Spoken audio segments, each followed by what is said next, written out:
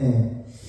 400명이 죽었는데 날씨 온도가 영상 10도였대요. 그래서 왼쪽에 사진에 보면 사람들이 저렇게 마스크를 끼고 중무장을 하는데 저게 어딜까요? 여기가 매니토 레이크라고 하는데 사스캐추원에 있는 호수예요. 그래서 사스캐추원은 겨울이 한여름이 몇 도일까요? 한여름이 10도예요. 10도 똑같은 10도인데 저기 있는 사람들은 장과 입고 마스크 쓰고 꽁꽁 얼어 죽고 이러는데 이 사스캐추원 사람들은 호수에 가서 저렇게 수영을 한대요. 똑같은 10도인데 사람마다 느끼는 체감 온도가 다르다는 거예요. 그래서 절망이 있어서 어떤 사람은 뭐 저거 갖고 저렇게 왜 이렇게 사람이 맥을 못 추나 그때 개인이 느낄 때는 그 사람의 개인이 있어서 그게 정말 죽을 만큼 힘들 수도 있다는 거죠. 그래서 우리가 겉에서 보고 누가 힘들고 뭘 함부로 괜찮아 잊어버려 이렇게 쉽게 얘기하기 어렵다는 거예요. 왜냐하면 그 당사자는 똑같은 어려움이지만 죽을 것처럼 힘들게 느껴질 수 있다는 거예요. 그래서 오늘 이 성경의 말씀을 통해서 우리가 경험하는 여러 가지 절망을 볼 때 어떻게 이제 그것들을 이해하고 다가서야 될지 사람을 통해서 오늘 욥과 요나 이제 두 사람에 대해서 생각을 좀 해보고 싶습니다. 오늘 이 본문에 욥기서 2장 8절에 한번 2장 6절 한번 볼까요? 네. 여기에 보면 이제 욥이 성경에서 보는 굉장히 고난을 엄청나게 성경 전체에서 가장 고난을 대표하는 인물입니다. 그래서 첫 번째는 자식들이 한꺼번에 다 죽었어요. 그 두 번째 쌓아놓은 재산이 한꺼번에 다 없어졌어요.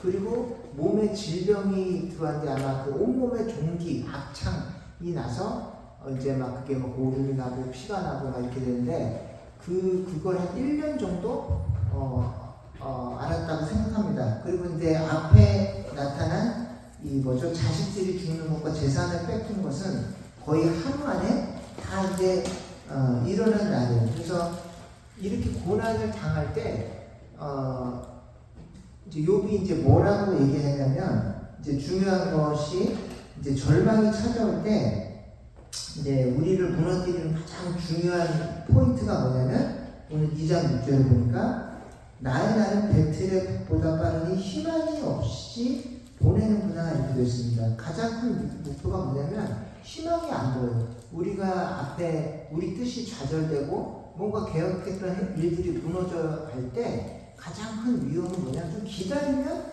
또 기회가 찾아오는데 그때 당시에는 어떻게 보냐면 앞이 안 보고 더 이상 나한테 기회가 안 올 것처럼 생각이 돼요. 두 번째 전에 7절 한번 볼까요?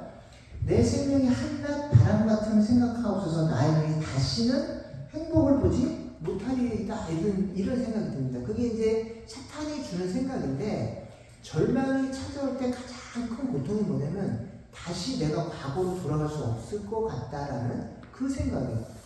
그리고 내가 다시는 뭔가 회복해서 이전처럼 내가 정말로 기쁘고 뭔가 비전 내가 꿈꿔왔던 그 일을 다시는 할 수 없을 것 같은 그 생각, 그것이 우리가 겪는 가장 큰 절망이 다가올 때 또 뭔가 계획이 좌절될 때 찾아오는 가장 큰 위험 중에 하나예요.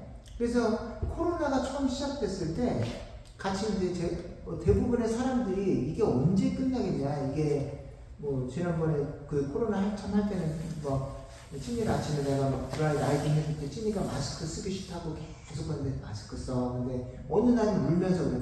이게 평생 안 끝날 것 같다. 아빠 이거 언제까지 내가 마스크를 써야 되냐, 죽을 때까지 써야 되냐. 근데 곧 끝난다. 근데 이제 어린 아이들 입장에서는 마스크를 매일 답답한데 쓰고 아침에 와서 저녁 때까지 계속 그걸 써요. 그리고 거기 있는 애들은 안 써요. 아시아 애들만, 특히 한국 애들만 마스크를 계속 써야 하니까 찐이가 나만 쓴다는 거야. 아빠 우리 반에서 나만 마스크 써요. 근데 그것도 하루 종일 써야 되니까 애가 얼마나 답답하겠어요. 근데 또 시키는 대로 해야 되니까 그걸 하고 있는데 어느 날은 아침에 타고 가면서 막 울면서 그러더라고요. 이걸 언제까지 나는 평생 이걸 마스크를 써야 될 것 같아서 두렵다. 그러면서 언제까지 마스크를 써야 되냐고 막 울면서 그러더라고요. 근데 이게 우리랑 똑같다는 거예요. 우리 계획이 좌절되고 문제가 생길 때 하나님께서 길게 보면 또 다른 기회를 주시고 이거를 통해서 하나님께서 계획하시는 바가 있는데 그때 당시에 어떻게 느껴지냐면은 하나님이 내 모든 희망과 계획을 다 뺏어버린 것 같고 좌절시켜버린 것 같고 다시는 내가 행복한 시절을 못 볼 것 같은 그런 마음이 든다는 거죠. 근데 그렇기 때문에 절망이 찾아왔을 때 우리가 위험한 거예요. 그래서 미래를 포기해버리고 그 시간에 미래를 준비해야 되는데 뭐 좋은 날 보겠어 내가. 그리고 미래를 준비할 수 있는 그 작업 자체를 손을 놔버린다는 거죠. 그래서 그 절망이 찾아올 때 위험한 그 이유가 희망을 꺾어버린다는 것이고, 두 번째 문제는 뭐냐면 갑자기 찾아오는 거예요. 준비할 기회가 없이 우리가 막 준비했는데 하루아침에 이게 좌절돼요. 그래서 어저께도 지인 한 분을 만나고 왔는데 오랫동안 준비하던 무조건 이게 돈도 들이고 시간 들이고 다 했는데 그게 좌절됐다는 거예요. 하루 반나절 상관은 그 계획했던 그 영주권 그 카테고리가 닫혀버린 거예요. 인원이 다 차서. 근데 그 반나절 전에만 해도 오픈하고 있었고 그걸 설립을 돈을 다 내고 준비하는 그걸 넣으려고 막 준비하고 있었는데 그날 저녁에 딱 메일 닫혔습니다. 인원이 닫혔습니다. 죄송합니다. 문자가 오네요. 그러니까 그 오랫동안 기다리고 이건 당연히 될 것이다 하고 1년 동안 다 시간 들이고 공 들이고 돈 들이고 다 준비했는데 접수하는 그 당일 반나절 전에 그게 클로징 된 거예요. 그러니까 그 계획하던 그 모든 것들이 우리가 인간적으로 계획하고 준비한 모든 것들이 마음의 준비 없이 다 찾아와요. 어떤 절망이나 어떤 계획의 좌절이 힘든 이유가 뭐냐면 우리가 마음에 준비할 틈이 없이 찾아온다는 거예요.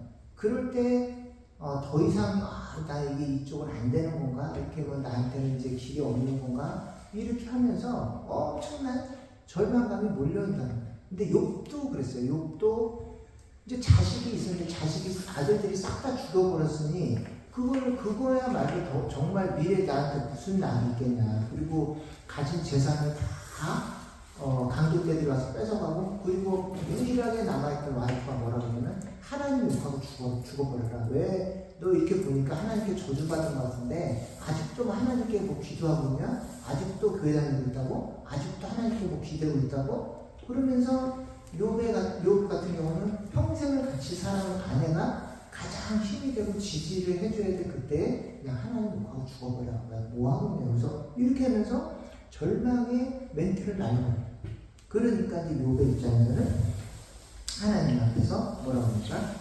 6절하고 보니까 배틀북이 뭐냐면 이 배틀 짜고 생긴 옷감, 옛날 옷감 보면 옷감이 시실과 날실이 세로줄이 왔다 갔다 할 때 가로줄이 한 번 지나가면서 다시 이렇게 되고 또 한 번 지나가면서 옷감이 만들어지는데 그 사이를 그 방식 기계에 가보면 얘가 엄청 빠른 속도로 왔다 갔다 하면서 이렇게 지그재그로 되는 이 가로줄이 가는데 그 줄을 왔다 갔다 하는 게 배틀북이에요. 그러니까 공장 기계로 보면 이제 순식간에 걔가 왔다 갔다 하는데 자기 삶의 죽음을 향해서 그렇게 배틀에 있는 북처럼 순식간에 달려가는 것처럼 느껴진다는. 그래서 절망이 찾아올 때 우리가 느껴지는 감정들 중에 하나가 뭐냐면 첫 번째, 희망이 보이지 않는다. 갑자기 찾아와서 다시는 나에게 행복한 날이 안 올 것 같은 그런 절망감이 온다. 그리고 뭐냐면 내 삶과 또 육신이 급격히 쇠약해서 죽음을 향해서 빨리 달려가고 있는 것 같은 엄청난 절망감이 찾아온다. 그래서 이제 이것이 우리에게 찾아오는 절망의 위험입니다. 근데 이럴 때 저지르는 가장 큰 실수가 뭐냐면 도망가는 거예요. 그 현실을 부정하고 도망가는. 그 중에 대표적인 사람이 분명히 요나입니다. 요나가 하나님께서 어떤 미션을 주셨는데 정말 하기 싫은 거예요. 저 사람들 가서 복음을 전하는데 그 사람들은 정말 내가 죽여도 시원치 않은 그 사람들한테 가서 그 사람들을 용서하고 그 사람들을 복음을 전하는 거예요. 그러니까 요나가 도망가다가 물고기 뱃속에까지 들어갔다가 결국은 그 앞에 가서 억지로 복음을 전할 수밖에 없어요. 그랬더니 그 사람들이 눈앞에서 회개하니까 너무너무 열받는 거예요. 저 사람들은 죽어야 될 사람들인데 하나님께서 용서하고 회개를 받아주는 거예요. 그러니까 요나가 너무너무 열받아서 뭐라고 하냐면 원컨대 이제 내 생명을 거두어가소서. 나는 사는 것보다 죽는 게 더 낫겠습니다 라고 하나님께 항변합니다. 그리고 나중에 4장 말미에 가서는 내가 환에다 죽어도 좋습니다. 환에다 죽는 것도 합당합니다. 하나님 내가 충분히 화낼만 합니다. 이렇게 하고 첫 번째 절망을 만났을 때 가장 최악의 선택이 두 가지를 동시에, 첫 번째 뭐냐? 그 현실에서 도망가는 것, 두 번째는 하나님을 원망하는 것. 이것이 절망을 만났을 때 우리가 선택할 수 있는 가장 최악의 선택지 중에 하나입니다. 근데 요나는 두 개를 다 했어요. 첫 번째 도망가기, 두 번째 하나님 원망하기, 세 번째 분노하기. 이 세 가지가 동시에 믹스했어요. 그러니까 문제는 뭐냐면 절망을 만나고 나서 아무것도 못 배웠어요. 문제는 뭐냐면 하나님께서 만드신 모든 이 땅의 일들은 우연이 없어요. 이거는 뭐 우연이 되나 없어요. 하나님께서 전지전능하시기 때문에 우리가 하는 잘 되는 일도 하나님의 계획이고 안 되는 것도 하나님의 컨트롤 하에 있어요. 그래서 절망이 우리 계획이 틀어졌을 때 하나님이 무능해서 내 길을 막았나? 아니에요. 하나님이 다 알고 계시지만 어떤 타이밍에 하나님이 의도적으로 우리의 모든 계획을 스탑시키시고 막을 때가 있어요. 그럴 때 하는 최악의 행동이 뭐냐면 그 일을 돌이키거나 도망가거나 하나님 원망하거나 분노하는 거. 근데 이 세 가지를 다 믹스를 원하는 한 번에 다 해버렸어요. 도망가기, 하나님 원망하기, 분노하기. 이 세 가지를 다 해서 결과 어떻게 되냐면 그 사람은 큰 고난 중에 복음을 전해서 그 다른 이방 민족은 구원을 받았지만 요나는 아무런 영적인 교훈도 못 얻고 인격의 변화도 없어요. 똑같이 분노의 사람, 똑같이 원망의 사람, 똑같이 회피의 사람으로 그 고난을 통과했을 때 그대로 남아있어요. 그래서 크리스찬들에게는 안 믿는 사람에게는 고난이 죽음이고 좌절이고 끝이에요. 근데 이제 크리스찬들에게는 모든 고난과 계획이 좌절됐을 때는 하나님께서 그를 통해서 분명한 목적이 있어요. 다시 말씀드리지만 하나님께서 우리의 계획을 좌절시키시고 우리가 죄를 짓거나 못된 짓을 하지 않고 하나님의 방법대로 막 살아가는데 앞이 막혔어. 하나님의 방법대로 살아가는데 계획이 좌절됐어요. 반드시 뜻이 있어요. 반드시 하나님께서 그 안에 우리를 향한 사랑과 우리를 향한 계획이 있어요. 만약에 우리 계획대로 그대로 계속 달려갔다면 우리가 좀 더 망가졌거나 위험해질 상황이 되기 때문에 하나님 막으신 거죠. 그래서 두 가지 때 우리 계획이 좌절됐을 때 우리가 막 엉뚱한 방향으로 사람들 아이디어로 인간적인 잔머리로 막 그렇게 하다 부딪혔을 때는 첫 번째 하나님 그렇게 하지 말라고 해서 내가 그래서 돌아보라는 의미 첫 번째가 있고 하나님의 방법대로 열심히 살면서 성실하게 살다가 만난 좌절과 절망은 하나님께서 더 나은 성장과 변화를 위한 계기로 우리를 써주시는 거예요. 그래서 니체라는 철학자는 뭐라고 했냐면 나를 죽이지 못하는 고통은 나를 강하게 만든다. 다시 말씀드리면 어떤 고통이 찾아왔는데 걔가 나를 죽이지 못했어요. 그럼 그 모든 고통은 나를 더 강하게 만들 거예요. 어떤 여러분의 불안이 있으니까 어떤 고통이 있으니까 근데 나를 죽이지 못했어. 그럼 나를 찾아온 모든 좌절과 고통과 불안과 번민은 나를 더 강하게 만든다. 근데 그게 크리스천들에게 정확하게 적용돼요. 여러분들 고통이지만 죽지 않아요. 하나님이 죽지 않을 정도로 우리가 감당할 수 있을 정도의 고통만 늘 허락하세요. 그래서 그 고통을 주님의 손을 잡고 건너가다 보면 사람을 강하게 만들어주시고 단단하게 만들어주시고 더 깊이 있는 신앙 가운데로 만들어주세요. 어떻게 할 수 있느냐? 욥은 자식들을 다 뺏어 하나님께서 자식들을 다 들어가셨어요. 재산을 다 뺏어갔었어요. 배우자한테 끔찍한 말을 했어요. 하나님 원망하고 죽어버려라. 그 끔찍한 말을 듣는데 욥이 어떻게 견뎠을까요? 구약 시대에서는 신학적으로 부활 신앙이 없었어요. 사람이 죽으면 다시 부활한다는 기록이 아무도 욥에게 그때 당시에 욥이 살던 시대에 그런 신앙을 갖고 있는 사람이 아무도 없었어요. 근데 욥이 자기 자식이 다 죽고 부인이 나를 저주하고 그리고 옛날에 같이 동네 살던 모든 사람들이 자기를 그냥 모른 척하고 다 무시하고 지나가는 그 끔찍한 외로움과 절망과 그 고통의 바닥 속에서 욥이 깨달은 신앙이 있는데 뭐라고 그러냐면 내 가죽이 벗김을 당한 뒤에도 내가 육체 밖에서 하나님을 보리라 그러면 죽은 다음에도 하나님 나를 다시 살리셔서 그 살아난 그 육체로 내가 하나님을 볼 거야. 내 자식들도 지금은 죽었지만 하나님께서 하늘나라 갔을 때 내 자식을 다시 살려줄 것이고 거기서 잃어버렸던 내 아들들 다시 볼 수 있을 거야. 이런 믿음은 욥이 갖게 됐어요. 근데 똑같은 고난을 당해서 요나는 엄청나게 하나님께 욕하고 대들고 날 죽여달라고 막 이러다가 아무런 교훈도 묻었고 끝나버렸는데 욥은 그 고난 중에서 뭘 배우면 우리가 죽은 다음에 다시 부활하는구나. 내가 내 아들을 지금 잃어버렸으나 내 아들을 천국에서 다시 하나님 만나게 해주실 거야 라는 이 믿음을 갖게 됐어요. 그래서 나중에 욥을 보면 욥이 이전보다 재산이 수배가 더 많아지고 자식도 하나님 다시 주셨는데 욥이 그렇다고 잃어버렸던 상처가 재산을 다시 돌려받았다고 회복되지 않아요. 어떻게 되냐면 자식을 잃어버렸는데 잃어버린 자식을 돈을 좀 다시 벌었다고 해서 그 트라우마가 회복되진 않아요. 근데 하나님이 뭘 주셨냐면 부활 신앙을 주셨어요. 아무에게도 가르쳐주지 않은 하나님의 비밀을 가르쳐 죽은 다음에 너 다시 살아날 거야. 너 죽은 다음에 천국에서 다시 만날 거야. 괜찮아. 너 지금 고통스럽지? 천국에서 네 아들들이 다 기다리고 있어.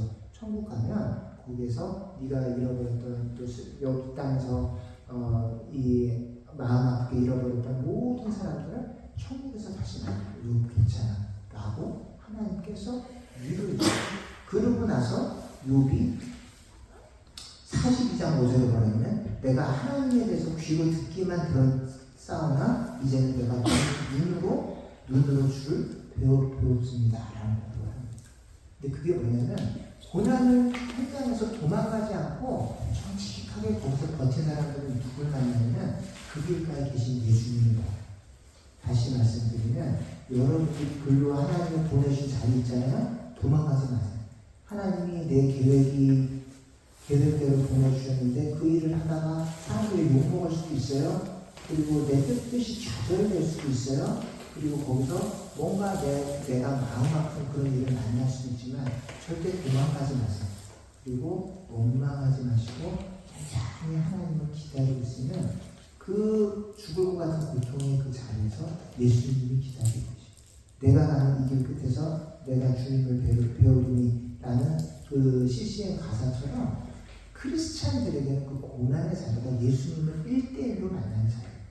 욥이 그동안 하나님 이렇게 하나님 저렇게 했는데 고난 속으로 다 걸어 들어가 보니까 거기 진짜 하나님 살아계시구나. 이거를 1대1로 만나요. 멘토는 인격적으로. 그동안은 부모님의 하나님, 그동안은 목사님의 하나님, 그동안은 누구의 하나님이었는데 고난을 자리를 도망가지 않고 그 자리를 천천히 걸어서 통과할 때 거기에서 진짜 예수님이 살아계시구나. 거기에 진짜 주님의 내 편이시구나. 이거를 경험하는 거예요. 그래서 욥이 그동안은 주님에 대해서 귀로 듣기만 들었는데 이제는 내가 주님을 눈으로 뵙습니다. 이런 고백을 하는 거예요. 왜? 고난을 도망가지 않을 때. 고난이 왔을 때 분노하거나 원망하고 남 탓하지 않고 오케이, 이거 하나님 계시죠? 하나님 이거 보고 계시죠? 하나님 믿고 이 자리에 계속 있으라 합니다. 내가 하나님 믿고 내가 하던 일 계속 하랍니다. 하나님 저 좀 봐주세요. 이러면서 걸어가다 보니까 거기 하나님이 계십니다. 그래서 이것이 여러분들이 고난을 대하는 가장 지혜로운 태도입니다. 그리고 욥은 도망이라도 갈 수 있어요. 요나는 도망이라도 갈 수 있는데 어떤 고난은 도망도 갈 수 없는 거예요. 욥 같은 경우는 온몸에 욕창이 나서 지금 막 종기가 고름이 흐르고 피가 흐르고 어디 몸이 아파서 움직이지도 못하고 그리고 심지어 잠이나 자면서 위로할 것 같은 잠잘 때 막 악몽이 계속 와. 그러니까 욥이 하나님께 나중에 막 뭐라고 고통을 하잖아요. 하나님 내가 침상에 누워서 잠이라도 잘날 때 잠잘 때라도 좀 냅두면 안 돼요? 잠잘 때까지 불안과 고민과 악몽을 갖다 주시면 도대체 나보고 언제 쉬라는 겁니까 하나님? 이러면서 하소연을 하거든요. 근데 그럴 때가 있어요. 우리 인생에 정말로 쉬려고 해도 어디 가서 좀 잠깐 좀 머리라도 붙이고 쉬려도 머리 붙여도 불안감이 계속 오고 잘 때도 막 안공이 꺼지고 일로 누워도 화가 나고 절로 누워도 가슴이 아프고 이런 정말로 도망갈 수 없는 벼락 같은 상황이 있어요. 그럴 때 할 수 있는 건 숨 쉬고 살아있는 것밖에 할 수 없을 때가 있어요. 근데 욥이 그런 상황이 있어요. 아무것도 할 수 없이 절망의 큰 거인 괴물 앞에 딱 섰을 때 그냥 숨 쉬면서 버티고 있는 것밖에 할 수 있는 게 없어요. 욥이 그런 상황이에요. 우리도 살다 보면 정말 이 절망 앞에서 내가 싸울 수도 없고 뭐라 할 수도 없고 그냥 버티고 숨 쉬면서 있는 일밖에 할 수 없을 때가 있거든요. 그리고 숨 쉬는 일을 잘하는 거예요. 하나님이 말씀하시는데 거기서 도망가지 말고 아무것도 못하고 숨 쉬는 일밖에 못해서 그럼 숨이라도 잘 쉬면서 거기서 버티고 있어. 그러면 그게 너의 최선이야. 거기서 네가 뭐 담대 하나님 괜찮아요. 이 정도는 난 버틸 수 있어요. 하나님 뭐 이거는 뭐 내가 감사는 안 돼. 절망 속에 지날 때 감사도 안 나오고 찬양도 안 나오고 뭐 도망도 못 가겠고 죽을 것 같은데 그냥 단지 숨 쉬면서 버티고만 있는 상황도 있어요. 근데 그거라도 잘하는 하나님께서 우리를 어떤 압도적인 고난과 어려움 속에 들 때 우리에게 큰 무슨 뭐 아브라함처럼 하나님 내가 우리 아들 바칠게요. 내가 뭐 하나님 정말 내 생명 바칠게요. 이런 압도적인 믿음을 바라는 게 아니에요. 숨 쉬면서 잘 버티고만 있어도 하나님 잘했어. 힘들었지? 그 상황 내가 알아. 너 거기서 도망 안 가고 숨 쉬면서 잘 거기서 버티고만 있어도 엄청난 힘써 애썼다.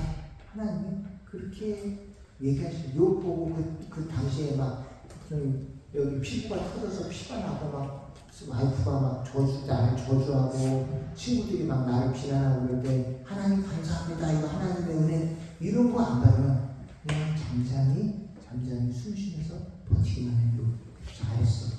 이런 칭찬을 해주시는 거예요. 근데 우리도 살면서 또 캐나다 땅에 특별히 이제 이방 민족 땅에 와서 살잖아요. 살다 보면 얼마나 억울한 일도 많고 얼마나 가슴 아픈 일도 많고 황당한 일도 많고 그리고 예기치 못했던 계획이 틀어지고 어그러지는 일이 얼마나 많습니까? 근데 그럴 때마다 이거 왜 이렇게 됐어? 아니 하나님께서 다 보고 계시고 하나님 계획 가운데 있는 거예요. 그래서 잠잠히 그 상황을 하나님께 맡기고 기다릴 때 하나님께서 하나씩 해결해주고 그리고 들어주시면 그래서 그날 어저께 좀 지인이 그 영주권이 좀 이렇게 약간 캔슬된 그분도 위로하러 잠깐 식사를 가졌는데 그분 이제 이래저래 얘기하다가 이제 그 가정의 아들이 그러더래요. 부모들은 막 너무 좌절해서 간 게 엄마 성경 보니까 예수 믿는 사람들 다 똑같더라. 우리 같더라. 예수 믿어도 고난도 오고 예수 믿어도 일도 뒤집어지고 다 그러더라 엄마. 근데 하나님이 나중에 보니까 다 그거를 멋지게 다 회복시켜 주시더라고요. 걱정하지 마. 난 괜찮던데? 그랬다는 거예요. 그 집 아들이. 그 부모들은 근데 엄마는 나 그렇게 안 되는데 또 어떻게 그렇게 되는데 나는 엄마 기도했더니 잠이 잘 왔어. 그 집 다른 애들은 막 저녁에 울고 막 그랬는데 걔는 그랬다는 거야. 엄마 성경 보니까 다 그렇던데 예수 믿는 사람들 다 실패하던데 예수 믿어도 다 계획이 어긋나던데 근데 내가 보니까 지나고 나서 보니까 하나님이 다 그거 고쳐주시더라. 하나님이 그거 다 그 고난도 만져가지고 아름답게 해주시더라. 그렇게 해석을 하더래요. 그래서 그 아들이 배를 된 부모다.